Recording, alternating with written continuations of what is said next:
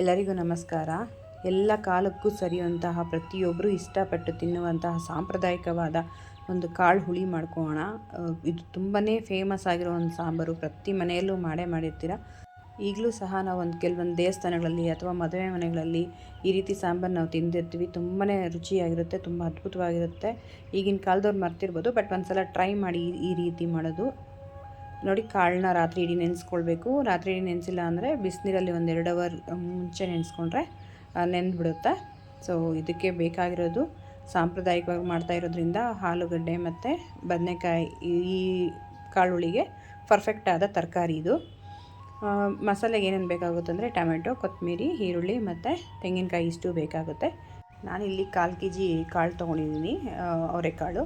So ಅರ್ಧ litre ನೀರು ಮತ್ತು 1/4 kg ಕಾಳು ಮತ್ತು ಉಪ್ಪು, ಎಣ್ಣೆ, ಅರಿಶಿನ ಪುಡಿ ಒಂದು ಸ್ವಲ್ಪ ಮತ್ತು ಟೊಮೊಟೊ ಇಷ್ಟು ಹಾಕಿ ನಾವು ವಿಸಿಲ್ ಕೊಡಬೇಕಾಗುತ್ತೆ. ಒಂದು 4 ವಿಸಿಲ್ ಹಾಕಿದ್ರೆ ಚೆನ್ನಾಗಿ ಬೇಯುತ್ತೆ. ಸೊ ನಾವು ವಿಸಿಲ್ ಕೊಡಬೇಕಾಗುತ್ತೆ ಇದನ್ನು.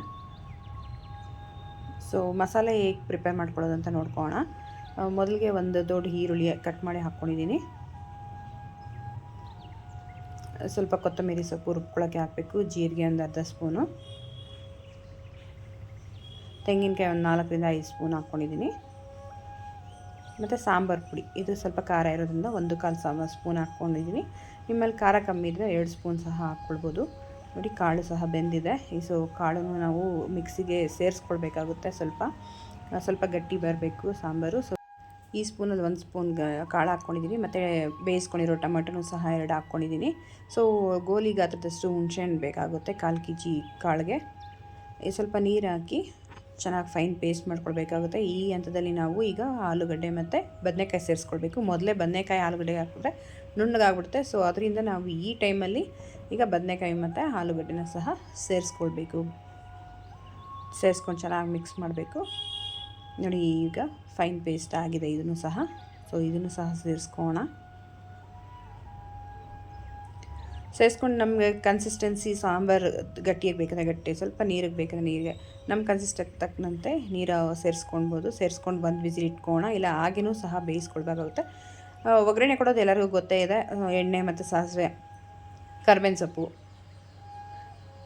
ಸ್ವಲ್ಪ ಕೊತ್ತಂಬರಿ ಸೊಪ್ಪು ಹಾಕಿ ಒಗ್ಗರಣೆ ಕೊಡಬೇಕಾಗುತ್ತೆ. ಸೊ ಇಲ್ಲಿ ಇದು ಸಹ ಪರ್ಫೆಕ್ಟಾಗಿ ಬೆಂದಿದೆ. 1 ವಿಸಿಲ್ ಕೊಟ್ಟರೆ ಕರೆಕ್ಟಾಗಿ ಬದನೆಕಾಯಿ ನುಣ್ಣಗಾಗಲ್ಲ. ಸೊ ಈ ಹದ್ದಲ್ಲೇ ಇರುತ್ತೆ, ಚೆನ್ನಾಗಿರುತ್ತೆ.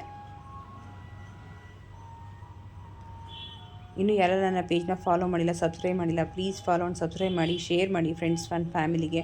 ಒಗ್ಗರಣೆ ಸಹ ಸೇರಿಸ್ಕೊಳ್ಳೋಣ. ಇಲ್ಲಿ ಸೇರಿಸ್ಕೊಂಡು ಚೆನ್ನಾಗಿ ಮಿಕ್ಸ್ ಮಾಡಿದ್ರೆ ರೆಡಿ ಆಗುತ್ತೆ. ಈಗ ಸರ್ವ್ ಮಾಡ್ಕೊಳ್ಳೋ ಟೈಮ್ ಬಂದಿದೆ. ಸೊ ಅನ್ನ ಮಾಡಿದ್ದೆ, ಅನ್ನದ ಜೊತೆನೂ ಚೆನ್ನಾಗಿರುತ್ತೆ. ಮುದ್ದೆ ಅಂತೂ ಸಖತ್ ನೆಕ್ಸ್ಟ್ ಲೆವೆಲಲ್ಲಿರುತ್ತೆ.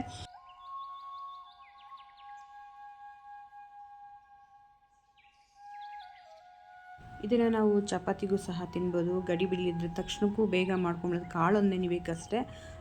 ಕಾಳೊಂದು ನೆನ್ಬಿಟ್ರೆ ನಾವು ಈಸಿಯಾಗಿ ಒಂದು 10 ನಿಮಿಷದಲ್ಲಿ ಈ ಸಾಂಬಾರು ಮಾಡ್ಕೊಂಬಿಡ್ಬೋದು. ಅಷ್ಟು ಈಸಿ ಈ ಸಾಂಬಾರು ಮಾಡ್ಕೊಳ್ಳೋದು.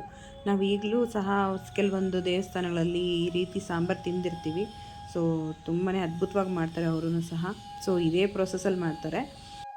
ಈ ವಿಡಿಯೋ ಇಷ್ಟ ಆಗಿದೆ ನಿಮಗೆ ಅಂತ ತಿಳ್ಕೊಳ್ತಾ ನೆಕ್ಸ್ಟ್ ವಿಡಿಯೋದಲ್ಲಿ ಸಿಗೋಣ ಹೊಸ ರೆಸಿಪಿಯೊಂದಿಗೆ. ಅಲ್ಲಿ ತನಕ ಟೇಕ್ ಕೇರ್, ಬಾಯ್. ನಿಮ್ಮ ದಿನ ಶುಭವಾಗಿರಲಿ.